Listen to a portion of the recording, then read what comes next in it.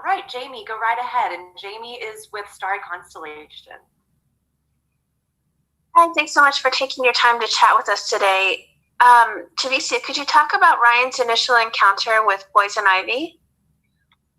Oh my goodness, we haven't had Ryan's encounter with Poison Ivy yet, so it's a little bit harder to talk about. Actually, Bridget just started, and I wasn't the first character that she's worked with yet. But I'm super excited to work with her. I think it's going to be an amazing addition, and it's an amazing character to play with. Hey, next up we have Megan Demore from CBR. Hey, this question is for Javicia. So in season 2, there was a lot of, like, around the cowl, it felt like, Mary and Luke were both like, this is temporary. This is a temporary thing. And it wasn't until the very end of the season where they were kind of like, yeah, this is yours now. This is Ryan, and Ryan is Batwoman. How has that changed the way that you approached the character in season 3? I think that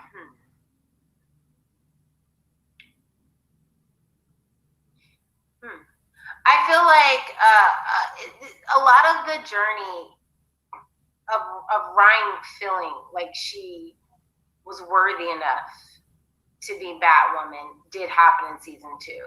And yeah, you're right. By the end of season 2, she goes into season 3 with the acceptance of, like, I am Batwoman. This is my job. It is my job to protect the citizens. It is my job to keep order. It is my job to make sure that there is really a middleman between the GCPD and Gotham City. It makes a huge impact on this season and on a lot of the things that are happening this season. Just the confidence of knowing that Ryan no longer has to prove herself as Batwoman. But I mean, there's still a lot of challenges that come up where she starts to kind of feel like, oh no, did I mess other things up that are very important to the Bats? I can't say what they are, but yeah. Next, we'll go to the Blurred Girl, and forgive me, is it Karama or Karama? Okay, no, you said it right, Karama. Great, Karama from the Blurred Girl. Go right ahead. Hi, this question is also for Javicia. What was it like when you read the season 2 finale script and found out that your mom was alive first? And then what was your reaction when you found out Robin Givens was going to be your mom? I knew that was going to be your question. First out, shout out to the Blurred Girl. Love you guys. Hey. So at the end, I was shocked. I think I found out a little bit before I read the script. But even when I found out, I was shocked because I just knew Ryan's mom isn't alive, and that's the story of my character. And then I got super excited because all I could think to myself is, oh my goodness, like, I'm going to get to find out more about Ryan. You know what I mean? I'm going to get to find out about her history and her story and what influences her or what could influence her. And then come on now, it's Miss Robin Givens. Like, I grew up watching Robin Givens. First of all, I still don't think that we are even at the age distance apart for her to play my mom. But it's really cool to pretend like this can be, realistic. Because she's just such a joy to work with, and as an actor, it's an honor to be able to. It's an honor to be able to really, like, play with the greats. You're lucky if you can even sometimes grace presence with them on the stage together, but then for her to play my mom and, like, we're having these one-on-one scenes together. I was saying earlier, I'm just constantly like, oh, okay, I see what she did there. I'll try that later. You know what I mean? Like, I'm taking notes because that's the whole part of this journey as well, is learning throughout the process. Thank you. Thank you. Hey, Jamie from Sci-Fi Vision. Hi, thanks for talking to us. I want to know if you could talk about what it was like for you stepping into that Batwoman suit for the first time. And then, Robin, it looks like you have a wardrobe of designer dresses and everything. So if you could talk a bit about that, too. The suit is epic. I think Maya Manny, our costumer at Batwoman, did such an amazing job with the suit. I think the way it fits, the streamlining, like the streamlining, the shape and silhouette that it creates, it's so powerful, it's so womanly, yet it's still very, like, badass, like don't mess with me. And so I always say whenever I put on the suit, I automatically feel like a superhero because it does grab me up like this, and so it makes me walk with my shoulders back and my head high, and you automatically kind of like feel the responsibility of being a hero.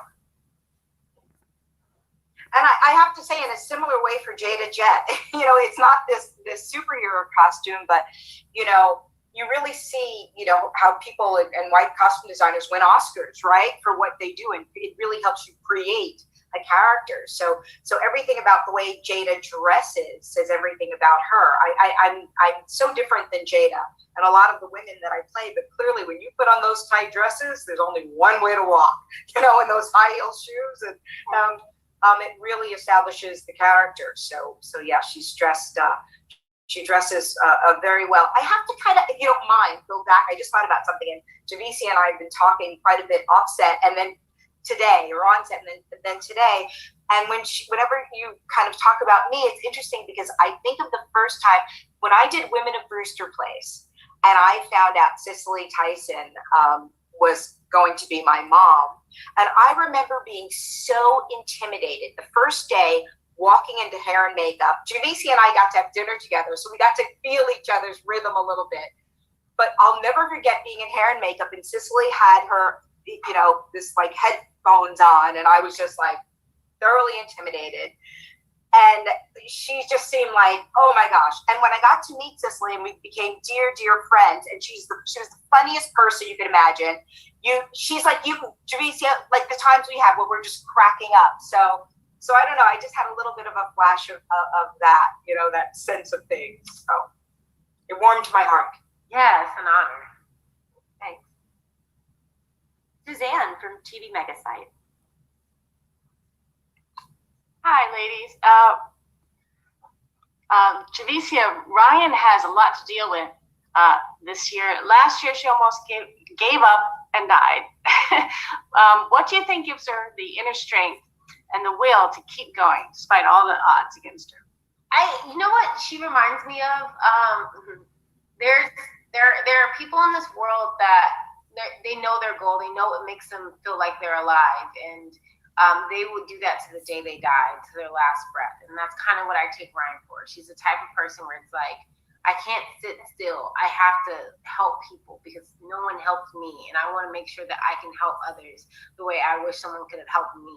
And so it's just like, that's why she gets into these moments of like, this may be my last breath, but I'm not going to stop. There was never a moment where she would have ever quit helping people. Whether she quit being Batwoman is different, and that's because she felt like it wasn't hers. You know what I mean? But she definitely would have never stopped helping people because it's who she is from the core. Thank you. Next we have Kuya from Nerds of Color. By the way, love your background. You're really great. Thank you. I appreciate it. Honored to be with all you amazing women right now. My question was, can you tell me about Robin and Nick joining? But since you already spoke a little bit about Robin joining Javicia, can you both talk about Nick as the son for you, Robin, and Javicia as your brother? I don't know if I'm supposed to tell you that he was my brother. Oh my goodness. I actually don't know when I'm saying spoilers or not, so Aaron can just give me like the side eye if I say something I'm not supposed to say. You can share it. You can share about Nick, about Marcus. The brother part. Okay. Yes. Yeah, he's my brother. Oh no, yeah. So Marcus is a very interesting character. He's so dynamic, and he's so colorful and layered. And I really look forward to you guys watching the development of Marcus. I think Marcus is going to be one of the biggest unexpected twists in the show. And it's really going to open up a lot of doors and a lot of conversations. What I love that Caroline has done is every season it's really her focus to bring up something that's really happening in the world, and it being something that we focus on through our storytelling.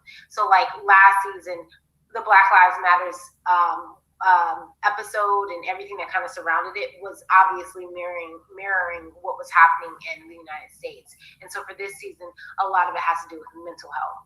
And so I'm really excited because Nick Cregan that plays Marcus is such a talented, dynamic actor. And to be able to play in this world, but also play with a theme that's so personal and real to so many of us. He does it so amazingly well. And so it's just like an honor to be able to play with him. Like literally when him and Robin and we have scenes together, we leave like, yo, that was so much fun. I can't believe we were able to do that. Robin? I have to say, you're going to be blown. We need to have this gathering again after, a little bit later. You're going to be blown away by Nick and what he does and this character. It is unbelievable and history making as well, and captivating and current and cool. And for me, what I have to say, what I love about this character, and I've been saying it, is yes, I played some powerful women before, and Jada Jet is so awesome and so powerful and runs a major company in Gotham City, but she's a mom. She is a mom, and this is her soft spot to the point where it could be her Achilles heel, that she's willing to do anything. And listen to me, hear me when I say anything for her children. And I think the dynamic between Jada and Ryan, I mean, at first she keeps, Ryan at bay, right? Because of the guilt she feels about not being in Ryan's life. But then do we get close? Will I put her in danger being close to her, wanting to protect her, just loving her so much? So I love that, because I'm a mom. So I love that I'm playing this powerful woman, but I've never kind of done it with that kind of that sensibility of mom underneath it all. And even Javicia tells a story about the scene, one of the scenes that she and Nick did, where she's so much of a mom and does such peculiar things that Javicia was even like, maybe I don't want to be a part of this family. Uh-oh. Okay, we'll go to Rihanna from Geeks of Color. Hey guys, it's Rihanna from Geeks of Color. I have a question for Miss Javicia. So Batwoman has pretty much always been a queer icon, an icon in the queer community, but with your casting now, she's also an icon in the Black community. And so my question is, when did it hit you that you're representing these minority communities, and what does that mean to you?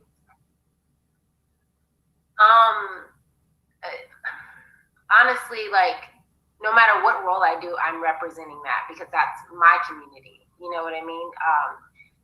It's really cool when the stories represent me as well, obviously. But I feel like, one of the most important parts of representation is that even if the story isn't about race, even if the story isn't about gender, just us existing is that representation. So I anytime I get the honor of playing any character on TV, I feel like it's my job to be my community's representation, the best that I can be.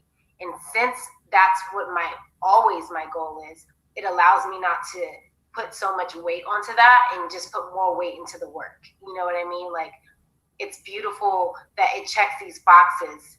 And so what I want to do is I want to match the quality of the storytelling with the history that it's making. I don't want to just be the first Black Batwoman. I don't want to be like, I want when you turn it on, you're watching it and you're captivated by the storytelling, by the storylines, by the castings and the dialogue and the performances. That's what I want to bring to life. I want that if I'm that representation, that I'm worthy to be of that representation. And like, I think that this show and the writing of it and the characters involved allow that to happen. And like, that's why I'm really, really excited about this season. I'm more excited about this season than my first season.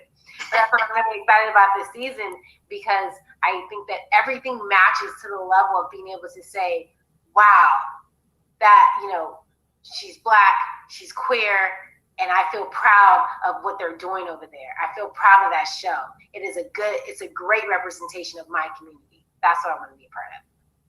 Okay, thank you. Thank you very much. Next up will be Dana from the Coalition.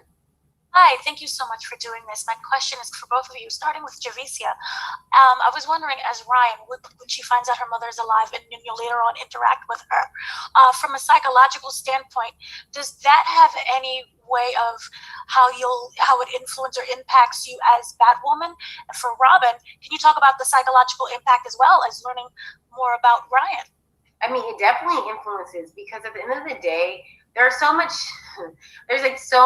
secrets that are happening at the same time that Ryan's on this journey, and then they start to conflict. Her journey of her trying to figure out this situation with her mom starts to conflict with her role as Batman. Because at the end of the day, my job is to protect Gotham City, and if at any time someone I love is interfering in that, it becomes a very complicated situation. And that plays on a lot of different levels this season. Like a lot of different levels, not just with obviously Jada Jet, but with other characters as well. And so psychologically, I think that it's a very obviously tricky situation to be in when it's your mom. You know what I mean? Like, no matter how much she wasn't there, Ryan wants this relationship, because who wouldn't want this relationship? And I think more than anything, what Ryan wants to find out is that there had to be a reason why you gave me up. Ryan doesn't want to feel like, oh, you just gave me up because you didn't want me. She wants to feel like you gave me up because, I don't know, were you being hurt? Was it unplanned? Was it, and so that becomes very conflicted in her journey as well.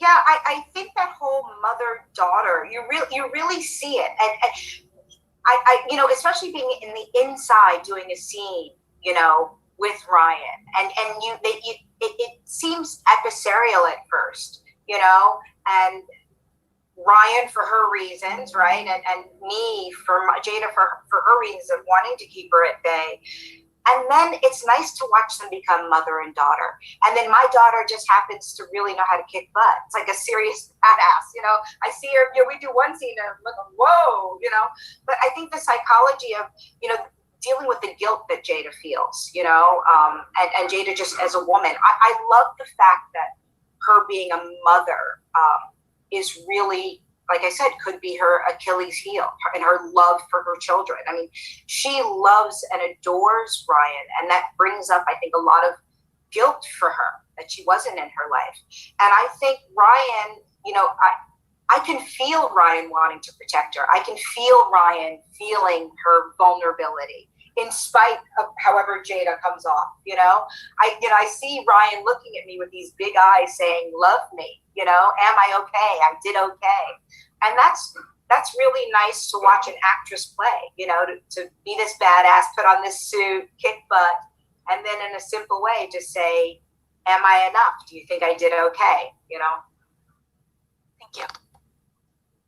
Everyone, sorry, but this will be our last question for the roundtable, and it's with Kimberly from Where's the Buzz TV. Hi, everyone. Hi, this is for Javicia. What is something that we're going to see this season from Ryan or Batwoman that we haven't seen before? The dynamic of a mother, which is a huge influence, mentally, emotionally, especially is going to be a huge influence on the Bat team.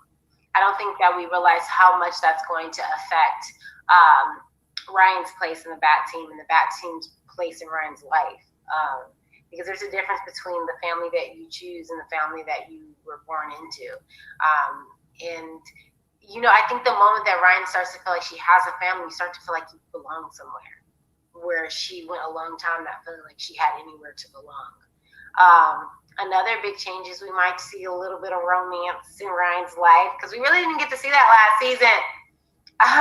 So I'm excited for that side of Ryan. I haven't played that side of Ryan, so I'm actually excited to play it because I haven't played it, and I would love to see what my natural Ryan instincts are going to be in the romance world. I'm probably a dork, I'm beyond it, because I am. So, and me and Ryan are so much alike. I'm glad I don't have to make the first move, because I kind of suck at that.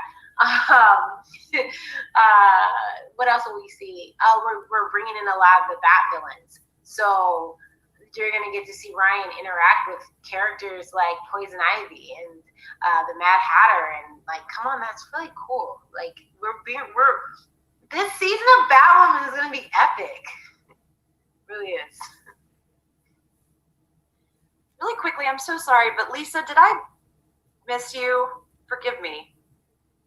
Oh, we got to you. It was Jamie. Sorry, it was wrong. The wrong name. Okay, yes, that is all we have time for, everyone. Thank you so much for joining us. We look forward to an exciting season. Hope you'll all obviously tune in on Wednesday night at 9 o'clock for Batwoman Season 3. Thank you, Javicia. Thank you, Robin, for your time. And thank you. Everyone have a wonderful week. Thank you. Thanks, everyone. Bye.